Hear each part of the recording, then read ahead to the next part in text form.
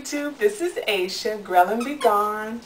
Just checking in. It is July 28th, and I wanted to make sure that I got a chance to stop by YouTube for the month of July. I'm trying to be consistent with putting something out there at least once a month, and I really want to have something to say when I get to utilize some of your time if you're watching this video. So it is Thursday. It has been a tremendous month since I made a video. A few things that have happened in this month. I finished See the 5K. One of my biggest accomplishments to date, this is, let's get to the numbers. This is 36 weeks post-op. I have officially lost 142 pounds.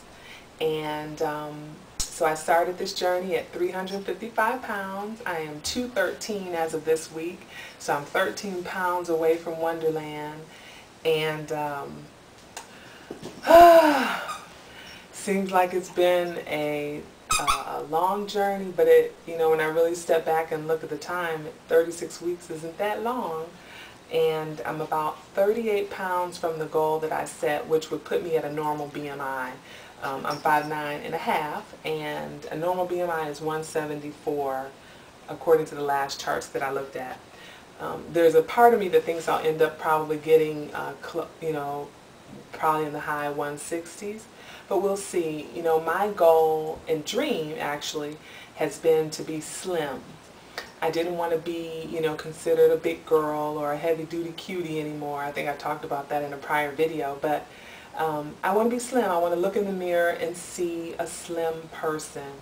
And I've already had people saying, you don't need to lose any more weight, and you look slim already. And I'm like, well, I'm still in Twonderland, and I'm 13 pounds away from Wonderland. And, we'll evaluate as time goes by. But I was talking about my big accomplishment, my See the 5K. When I started May 23rd, I didn't know where I was going, but I knew I was trying to fulfill a dream to be able to quote-unquote run. And it took me 9 weeks, 27 workouts.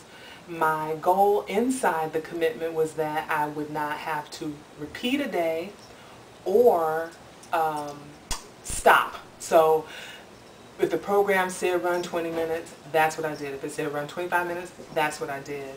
And I worked on my speed, and I ended See the 5K running about 4.9 for 30 minutes. I finished at 4.9, so I would creep up as I kept on running within that 30 minutes. And so I spent probably the last 10 minutes or so on 4.9, and my goal was like 4.7 or something. I think I shot a little low.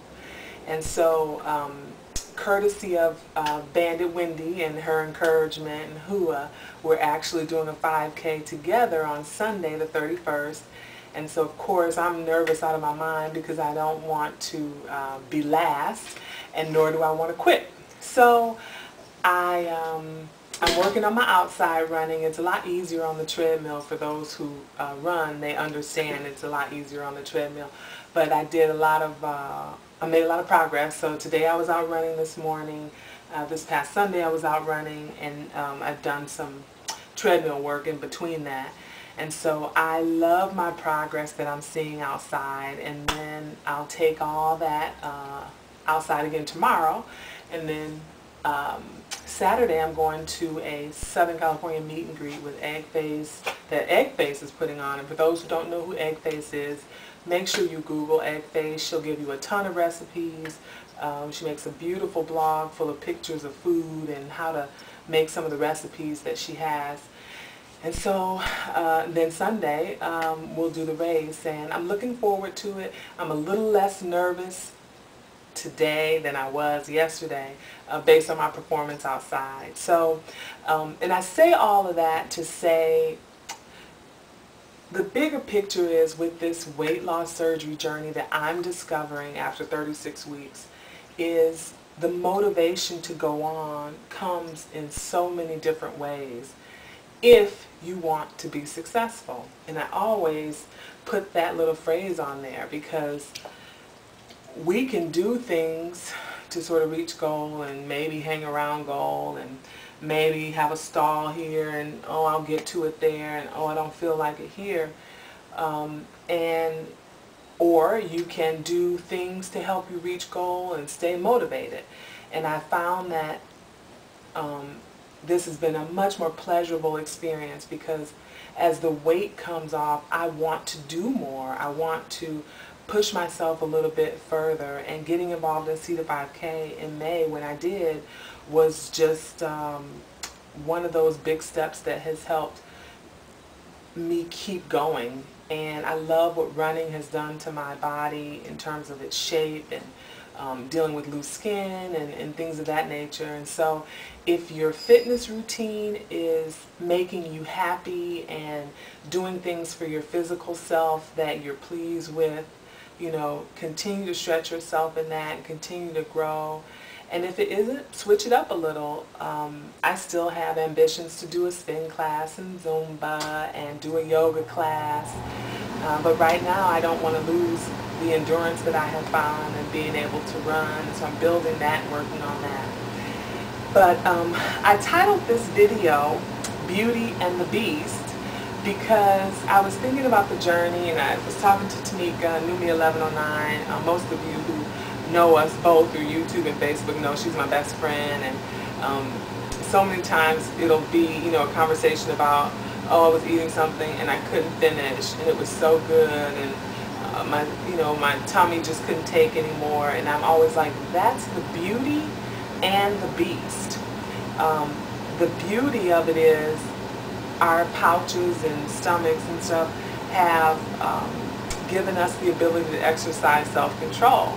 And I think about all these times where, like, oh, I'm starving and I'm ready to throw down, and, you know, 3 or 4 or 5 bites into it and I'm stuffed, or it just isn't settling right, and I'm like, that's the beauty and the beast. The beast of it is sometimes you're ready to throw down and you just can't. And I'm always like, and thank God. Because for me, I was tired of being a glutton and like being out of control with what I was eating.